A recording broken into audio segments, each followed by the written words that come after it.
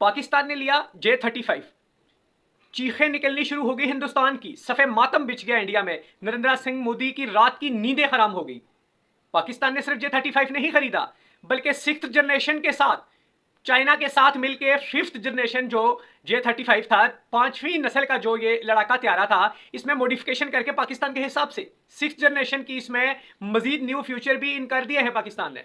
और दूसरी बड़ी खबर है, पंजाब से इलेक्ट्रिक ट्रेन जो चलाई गई, यह मनसूबा शुरू किसने किया और ख़त्म करके तख्ती किसने लगाई, तमाम तफसीलात आपसे हम शेयर करते हैं। इस वीडियो को सिर्फ वो लोग देखेंगे जो बाशऊर हैं और जो नॉलेज लेना चाहते हैं। तो चलते हैं हम अपने व्लॉग की तरफ। अगर चैनल पे नए हैं तो चैनल को लाजमी सब्सक्राइब और लाइक और कमेंट ज़्यादा से ज़्यादा करें। नाज़रीन इकराम, पाकिस्तान ने चाइना के साथ किया सौदा, चाइना से लिया पाकिस्तान ने J-35। अब J-35 क्या दुनिया का सबसे ज़बरदस्त और नंबर 1 लड़ाका त्यारा है?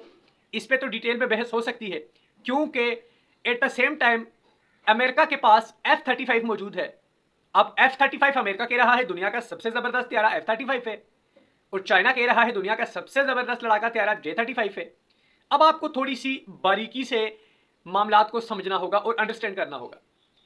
जो F-35 है जो अमेरिका के पास है, F-35 मुख्तलिफ ममालिक में और जंगों में अमेरिका ने टेस्ट किया है, वो टेस्टेड है। उसके फ्यूचर और उसकी जो सलाहियतें हैं वो दुनिया ने देख ली हैं, मैक्सिमम देख ली हैं। अब जो है वो भी 5th जनरेशन का है, 5वीं नस्ल का त्यारा है वो भी।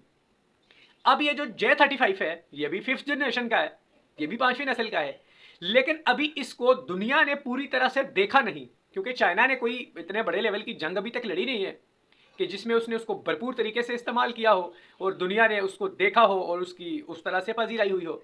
लेकिन चाइना क्लेम करता है कि जो J-35 है, उसके मैं आपको बताता हूं कि कौन से ऐसे फ्यूचर हैं जो अमेरिकन F-35 में भी नहीं है। सबसे मेन जो चीज़ है J-35 की, जो उसको F-35 से ऊपर ले जाती है या बरतरी देती है, वो है कि ये समुद्री जहाज से भी उड़ सकता है। जी हाँ, आप बिल्कुल दुरुस्त सुन रहे हैं, J-35 समुद्री जहाज से भी उड़ान भर सकता है।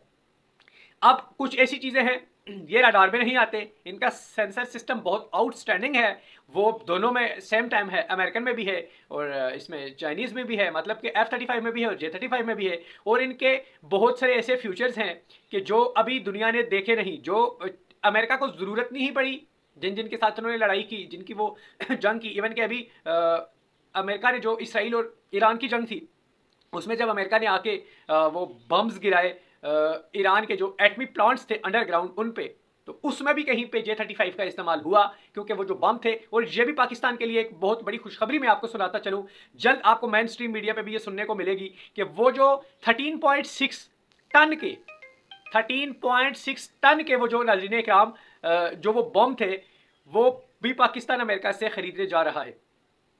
अब इससे हिंदुस्तान में और रोला पड़ जाएगा और रोना धोना शुरू हो जाएगा कि क्या पाकिस्तान हिंदुस्तान के एटम बम के पीछे लगा हुआ है, अब उसको खत्म करना चाह रहा है। लेकिन ये तमाम चीजें तो वक्त बताएगा, जब वहां से क्लैरिफिकेशन आएगी तो हम आपसे शेयर करेंगे। अभी हम लेते हैं जस्ट जो आपका J-35 जो चाइना से पाकिस्तान खरीदने जा रहा है, ऑलमोस्ट डील डन हो चुकी है। और पाकिस्तानी जो पायलट हैं वो चाइना में चाइनीज पायलट के साथ मिल के काम कर रहे हैं J-35 को। एक तो उसको 6th जनरेशन का बनाने के लिए, उसमें जो मॉडिफिकेशन होने जा रही है उसमें वो मिलके काम कर रहे हैं, जो उसमें मॉडिफिकेशन हो रही है उसमें वो मिलके काम कर रहे हैं। और दूसरा आपने देखा होगा हिंदुस्तान ने जो फ्रांस से खरीदे थे राफेल त्यारे, अब राफेल एक तो 4th जनरेशन का है, वो 4थी नस्ल का त्यारा है, उसके फ्यूचर J-35 के बराबर नहीं है।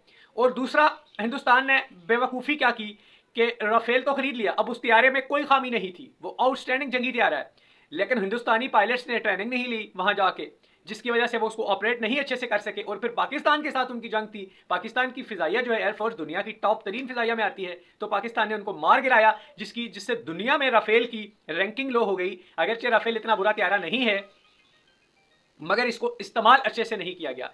और अब आते हैं जो ट्रेन मरियम नवाज हुकूमत ने पंजाब में नून लीग ने जो चलाई, मरियम नवाज ने फीता काट दिया वहाँ पे, बहुत अच्छी बात है, आपने प्रोजेक्ट को मुकम्मल किया, और लेकिन तख्ती अपने नाम की लगा दी। ये प्रोजेक्ट असल में शुरू हुआ था PTI के दौरे हुकूमत में, पीटीआई की हुकूमत में इसका आगाज हुआ था, इस पे काम शुरू हो गया था। अब जाके एंड आपके दौरे हुकूमत में हुआ तो आपने अपनी तख्ती लगा दी। चले, आप ऐसे काम करते हैं, ऐसे भी ये तो है एक ट्रेन का मामला है, इतना बड़ा इशू नहीं है ये। आपने एक जो जुल्म किया वो ये किया कि लाहौर में जो जिना हॉस्पिटल था, कायद आजम रहमतुल्लाह अलैह के नाम पे जो बना हुआ वो अस्पताल था, उसका आपने नाम चेंज करके जिना हॉस्पिटल से मरियम नवाज हॉस्पिटल रख दिया।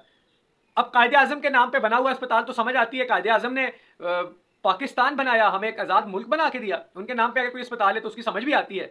मरियम नवाज साहिबा ने क्या किया? मतलब आपने या तो आप कोई प्राइवेट अस्पताल बनाएं, अपने पैसे से बनाएं, उस पर आप अपने नाम पे वो जरूर बनाएं, आपको उसका क्रेडिट भी जाता है। आप सरकारी अस्पतालों पे तख्तियां काट के कायद आजम का नाम काट के अपना नाम आपने रख लिया। इंतहाई जुल्म और ज्यादती की बात है। तो इस पे पब्लिक को भी बोलना चाहिए और कमेंट करके बताएं कि क्या उन्होंने दुरुस्त किया या गलत किया। ये अपना और अपने चैनल का बहुत सारा ख्याल रखिएगा। इजाजत दीजिए। अस्सलाम वालेकुम।